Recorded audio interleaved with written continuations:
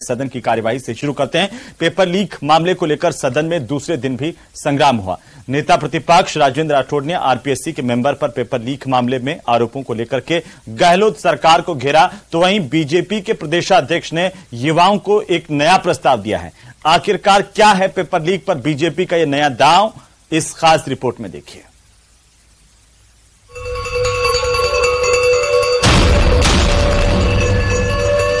ये क्या माजरा है? कौन है ये राज्य मंत्री घुमंती जाति के लिए? आप किसके कल्याण के लिए कह रहे हो? ये गोपाल केसावत कौन है? ये आरपीएससी अब भ्रष्टाचार का तांडव बन गई है। युवाओं पर सियासत वाला घमासान। लेकिन भारतीय जनता पार्टी के शासन में आरपीएससी को बंद करके यूपीएससी की तर्ज पर एक अच्छी पारदर्शी व्यवस्था भारतीय जनता पार्टी की सरकार देने का भी काम करेगी। पेपर लीक पर बीजेपी का पायलट दांव। हमारी मत मानो, पर उनकी तो मानो पायलट साहब के, जिन्होंने अपने पैरों की छालों की कसम खाकर कहा था आरपीएससी भंग होनी चाहिए। सदन में पेपर लीक पर संग्राम। इस प्रकार आपने जुडिशियल सर्विस के अंदर किया। करीब 2 साल से भर्ती परीक्षाओं में पेपर लीक के नासूर से प्रदेश के युवाओं को भले ही राहत न मिल पाई हो, लेकिन विधानसभा चुनाव के नजदीक आते ही सड़क हो या सदन, घमासान हावी है।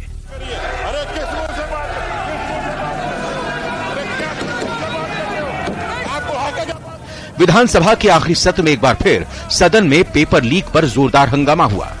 शून्यकाल में नेता प्रतिपक्ष राजेंद्र राठौड़, पूर्व मंत्री वासुदेव देवनानी और बीजेपी विधायक अशोक लाहोटी ने भर्ती परीक्षाओं पर सवाल उठाए।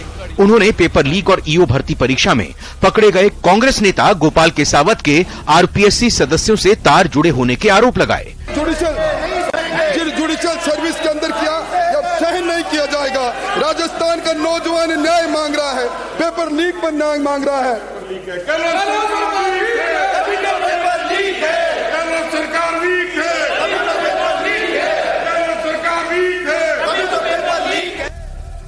राठौड़ ने कहा यह पहली बार हुआ है कि आरपीएससी जैसी संवैधानिक संस्था का मेंबर पेपर लीक में गिरफ्तार हो जाए।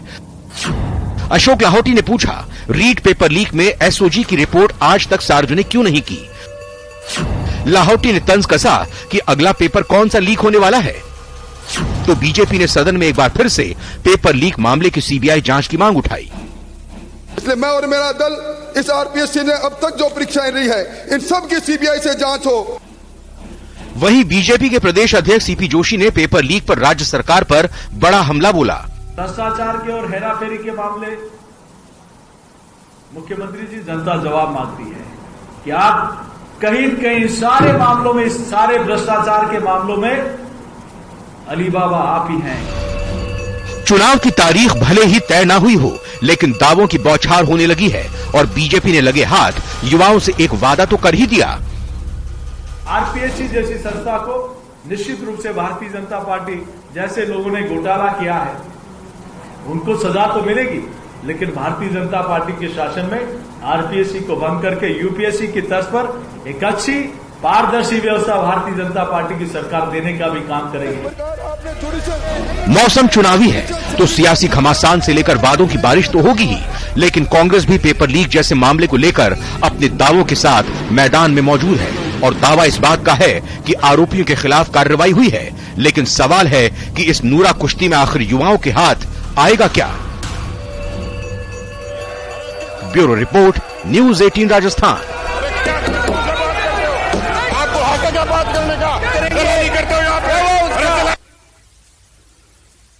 तो चलिए आगे बढ़ेंगे और इसी बीच बड़ी खबर है, सुप्रीम कोर्ट से राजस्थान सरकार को बड़ी राहत मिली है। राजस्थान में अवैध खनन में शामिल वाहनों के लगे जुर्माने का यह पूरा मामला, जिसमें सुप्रीम कोर्ट से राजस्थान सरकार को बड़ी राहत मिली। सुप्रीम कोर्ट ने राजस्थान हाई कोर्ट के आदेश पर अंतरिम रोक लगा दी है। राजस्थान हाई कोर्ट ने अवैध खनन में शामिल वाहनों को 1 लाख रुपए जमा कर छोड़ने का आदेश दिया था। हाई कोर्ट के इस आदेश के खिलाफ राजस्थान सरकार सुप्रीम कोर्ट पहुंची थी और सुप्रीम कोर्ट ने राजस्थान हाई कोर्ट के आदेश पर रोक लगाते हुए राजस्थान सरकार को राहत दी। ये बड़ी खबर, सुप्रीम कोर्ट ने राजस्थान हाई कोर्ट के आदेश पर अंतरिम रोक लगा दी है। बड़ी और अहम जानकारी इस वक्त की, अवैध खनन में शामिल वाहनों के जुर्माने का ये पूरा मामला। और जिन वाहनों को जब्त किया जाता है उनके जुर्माने को लेकर के हाईकोर्ट ने आदेश दिया था और उस आदेश के खिलाफ राजस्थान सरकार पहुंची थी सुप्रीम कोर्ट। सुप्रीम कोर्ट ने राजस्थान हाईकोर्ट के आदेश पर अंतरिम रोक लगाई है। तो वहीं राजस्थान में कानून व्यवस्था को लेकर के अब विपक्ष ही नहीं, सरकार के विधायकों ने भी सवाल उठाना शुरू कर दिया है। कानून व्यवस्था को लेकर के ओसिया विधायक दिव्या मदेरणा ने एक ऐसा बयान दिया जिसे लेकर के प्रदेश की सियासत का पारा हाई हो गया। ये खास रिपोर्ट देखिए।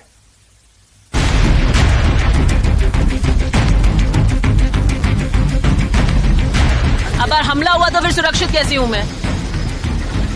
तो दो बात तो नहीं कर सकते ना हम। दिव्या मदेरणा के बयान पर बवाल, एमएलए ने अपनों को किया असहज, कानून व्यवस्था पर उठाए सवाल, बयान बना मुद्दा, सियासत हुई हाई। मेरे ऊपर हमला होता है कि पुलिस सुरक्षा के अंदर मैं वहां जाती हूँ, 2 दिन से जा रही थी, कितने थानों की पुलिस थी, आईजी एक अरेस्ट नहीं करा के उस फाइल को सिरोही टिकवा देते हैं। जोधपुर के ओसिया में एक ही परिवार के 4 लोगों की मार्मिक हत्या कर दी गई, जिसे लेकर प्रदेश में सियासी बवाल मचा हुआ है। इस मुद्दे को लेकर राजनीतिक पार्टियों के कई बयान सामने आए तो सदन में भी भारी संग्राम हुआ, लेकिन इस हत्याकांड में परिजनों से संवेदना व्यक्त करने गई ओसिया की विधायक दिव्या मदेरणा के बयान से इस पूरे मामले में नया मोड़ आ गया। दिव्या मदेरणा ने कहा, जोधपुर के आईजी की अप्रोच ठीक नहीं है, जिसकी वजह से जोधपुर में क्राइम कंट्रोल नहीं हो रहा है। आगे कानून व्यवस्था पर सवाल उठाते हुए दिव्या मदेरणा ने कहा कि मेरे ऊपर हमला हुआ है तो मैं सुरक्षित कैसे हूँ? अगर हमला हुआ तो फिर सुरक्षित कैसे हूँ मैं? तो दो बात तो नहीं कर सकते ना हम। अगर हमला हुआ तो सुरक्षित नहीं हूँ और मेरे पे जिसने हमला किया वो खुलेआम घूम रहे हैं। दिव्या मदेरणा के इस बयान पर प्रदेश की सियासत का पारा हाई हो गया। साथ ही कानून व्यवस्था को घेरने के लिए बीजेपी को बहाना भी मिल गया। मदेरणा के इस बयान पर जोधपुर के सांसद और केंद्रीय मंत्री गजेंद्र सिंह शेखावत ने कांग्रेस सरकार पर निशाना साधा। शेखावत ने ट्वीट कर कहा, मुख्यमंत्री जी सुनिए, आपकी पार्टी की महिला विधायक राज्य की कानून व्यवस्था का सच बता रही हैं। जाने किस सोच और अधिकार से आप मुख्यमंत्री और गृह मंत्री बने हुए हैं। इस्तीफा दीजिए, जरूरी है कि आप इस्तीफा दें। कानून व्यवस्था की समस्या हल करने का पहला कदम आपका इस्तीफा होना चाहिए। तो वहीं ओसिया हत्याकांड पर दिल्ली में बीजेपी की प्रेस कॉन्फ्रेंस में भी इस मुद्दे को लेकर केंद्रीय कानून मंत्री अर्जुन राम मेघवाल ने कांग्रेस पर हमला बोला। प्रदेश की कानून व्यवस्था पर सवाल उठाते हुए मेघवाल ने कहा, राजस्थान में पुलिस सुरक्षा में भी महिला विधायक पर हमला हो जाता है और विधायक कहते हैं मैं सेफ नहीं हूँ। कांग्रेस की माननीय विधायक वो कहती है मुझे सुरक्षा दी हुई है, मैं सुरक्षा के बीच में चलती हूं, फिर भी मेरे पे हमला हो जाता है। कांग्रेस की एमएलए जी, आपको वीडियो हम दिखा देंगे, मेरे पे हमला हो जाता है और किस तरह का दबाव है कि आईजी कार्रवाई नहीं।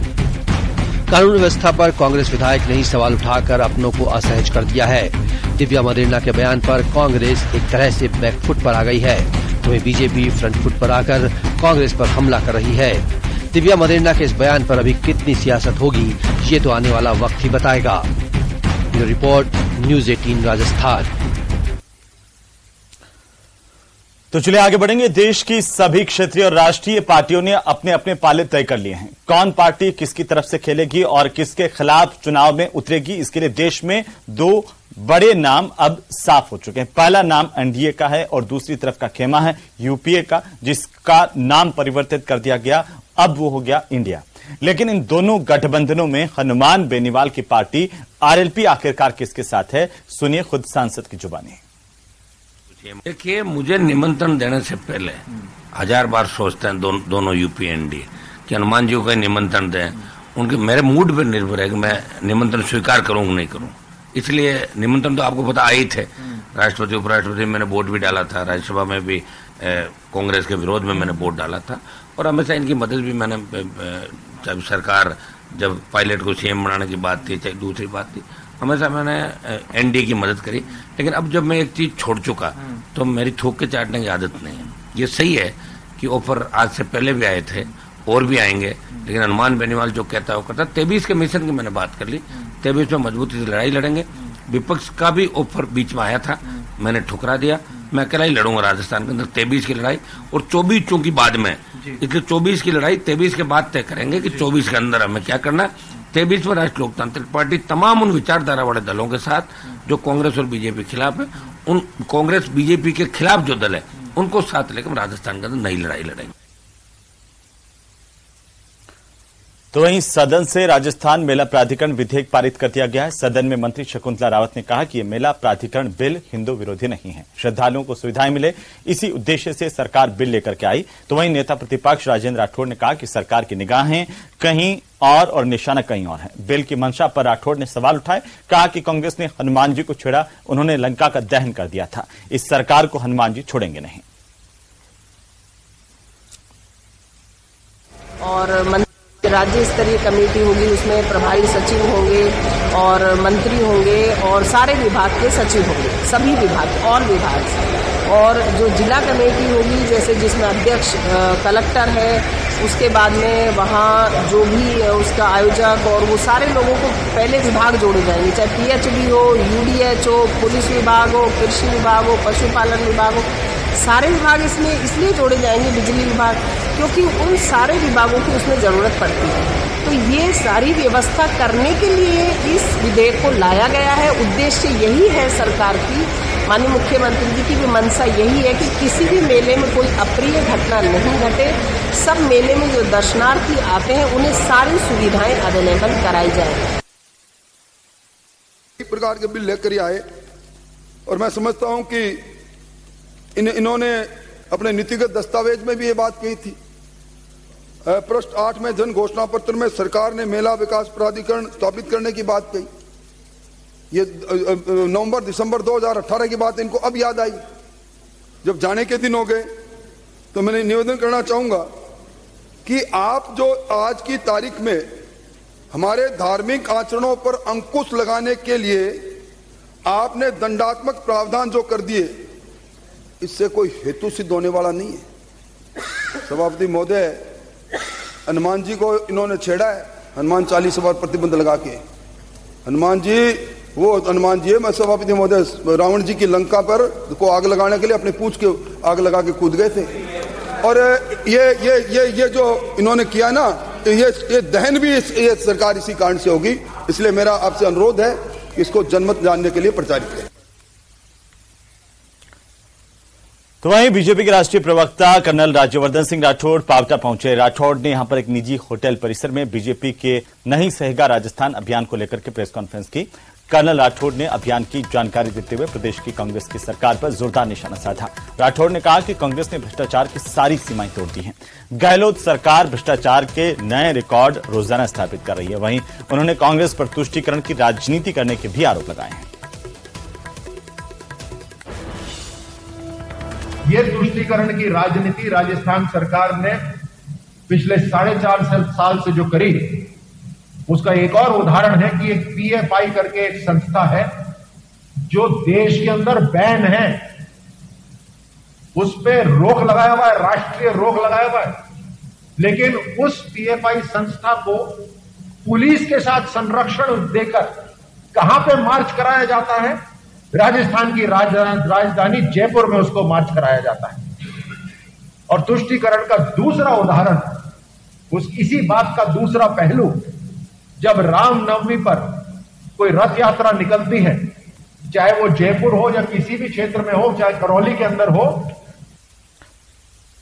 तो चलिए आगे बढ़ेंगे और इसी बीच जोधपुर से बड़ी खबर मिल रही है, जहां पर जोधपुर पुलिस ने कार्रवाई की है और साथ ही बदमाशों की परेड कराई है।